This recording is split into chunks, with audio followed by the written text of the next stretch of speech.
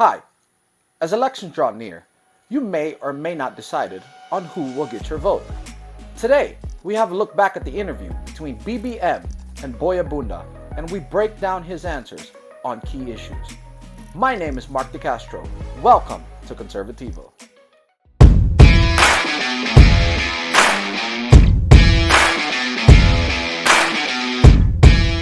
Let's talk about drugs, Senator Bongbong. Pupuntahan ko yung sinabi ni President Duterte in a speech sa Ozami City, August 2017. And I quote, "I feel so bad about all of these things kasi nalaman ko paano ko makokontrol in 3 to 6 months ang mga generals na police nandiyan, tapos yung mga Bureau of Customs na inaasahan ko, PI, nasa droga. How will I succeed in nasa droga? Alam ko na nagkamali talaga ako. Now, magtanong kayo, ang Pilipinas, are we or are we not a narcotics country? Yes, we are. Sabi ko, tama yung silang mga kritika ko eh. Sabi mo, noong nagpresidente ka, 3 to 6 months. Hindi ko alam, pagpasok ko, Davao lang kasi ako. So, ang template ko, Davao. May droga, pero sabi ko, maglaro ka doon, patay ka talaga. Give me another 6 months, that self-imposed time to 3 to 6 months, well, I did not realize. So severe and how serious the problem of drug menace in this republic until I became president. My question, you are applying to be president of the country. Senator Bongbong, how much do you know about illegal drugs in the country? Gaano kalala ito? Are we or are we not a narco country? Depende sa iyong kaalaman tungkol sa problema ng illegal drugs. Ano po ang programa mo laban dito? So guys, we are not, the Philippines is not a narco country by standard definition of a narco country. I think they acknowledged it later in this interview. A narco country is a country whose a large part of their economy is dependent on either the sale or the creation of narcotics. We are not a narco country. The Philippines is not a narco country. But we do have to take steps to make sure that the country doesn't go in the direction of being a narco country. Well, nakita natin, unang-una, kailangan natin ituloy ang war on drugs, kung tawagin, because the problem continues to exist. Nandiyan pa rin ang problema.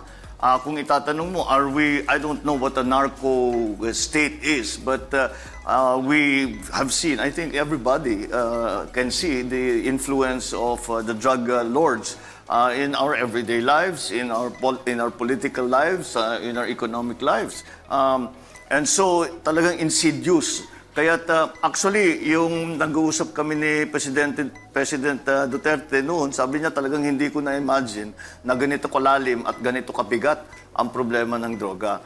Kaya para sa akin, kailangan natin ipagpatuloy ang laban kontra sa droga. Ngunit, siguro, nakita natin na talagang sinagad ni Pangulong Duterte ang pag-enforce ng mga batas against drug dealers and drug addicts. And I think we are beginning to realize that enforcement only takes you so far. Kailangan natin din pag-aralan ang prevention at saka ang cure. Ang prevention, ang pagtuturo sa ating mga kabataan na huwag silang papasok dyan sa ganyang klaseng bisyo, sa ganyang klaseng buhay, at masisira at mawawasak ang kanilang buhay. Kailangan paulit-ulit natin sinasabi all the way to grade school, paulit-ulit through high school na hindi talaga, na naririnig talaga nila yan. And the other thing is yung cure. Pagka sumabit na talaga yung tao, na-addict na, meron tayong rehab naman. When we treat them properly, we should expand our rehabilitation facilities, not just regional, which until hanggang bawat probinsya siguro dapat meron, dahil malala talaga ang problema. Guys, one thing that I discovered during the course of breaking down these interviews is that this is one thing that BBM and Lenny actually have in common. They both talked about the rehabilitation of drug offenders, not the people who sell and distribute, but the people who are addicted to drugs. It's just interesting to me. Perhaps they'll answer it at one point in time if either one of them gets elected president, on what exactly their plan is on how to rehabilitate these people. Where's the government going to get the money? Where are they going to put these people? Are they going to put them in a province and build a huge facility for them? I mean, what are the steps to making sure that they get rehabilitated properly? Both Lenny and BBM talked about They have case studies from other countries. Perhaps we'd like to know which countries. Which countries are they referring to when they talk about the rehabilitation of drug offenders? And I think people are we cannot it's not a problem that will be solved by only the police, only maybe the military, because we see, tingnan mo ang example ng United States, trilyon na ang ibinayad nila, ang ginastos nila para tanggalin para labanan ang drug war. Nandiyan pa rin, even more than ever. Do you consider it a health issue or a crime? Oh, most certainly.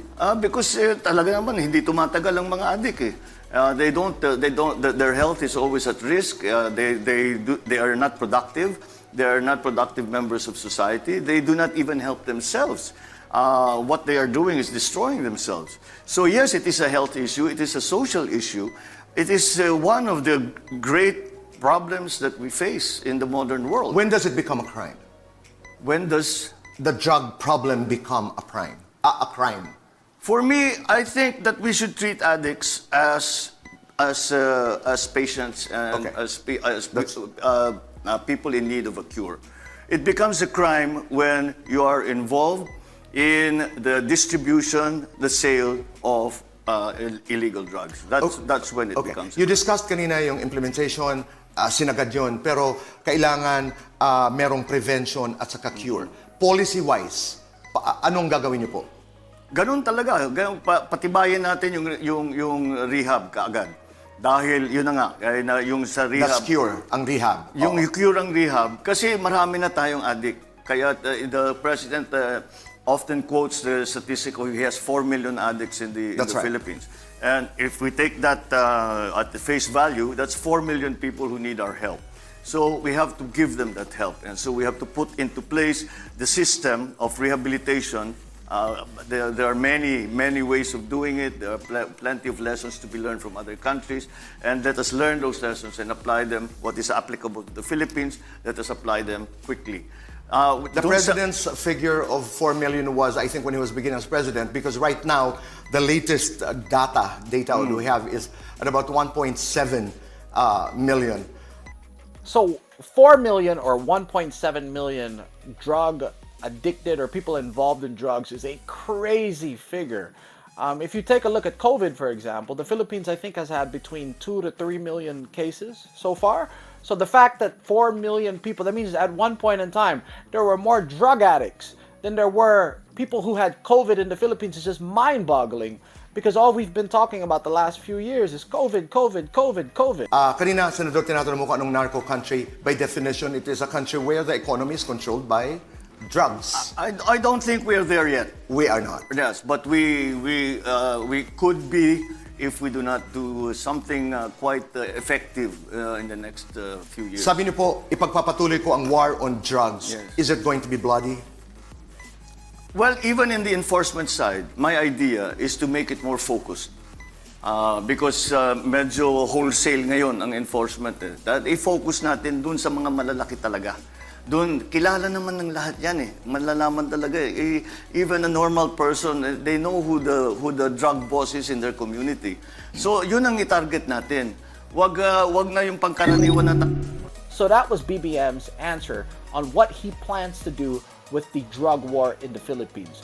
Now, I was expecting, me personally, in my opinion, I was expecting a more conservative approach, a more hardline approach from drugs in terms of what BBM was going to do. But what we got out of BBM is something that you may expect from VP Robredo. He talked about the rehabilitation of drug addicts. He talked about that the government was willing to shoulder these expenses and make it where they could recover. Again, this is something I was expecting to hear from VP Robredo, but at least we heard it from BBM, and at least these two politicians can agree on at least one issue, and that is how to handle the ongoing drug war in the Philippines. But that's just what we think. What do you think? Let us know by commenting and liking on the stuff below. Subscribe to our channel if you haven't already done so. Take care, stay safe, stay free, and God bless.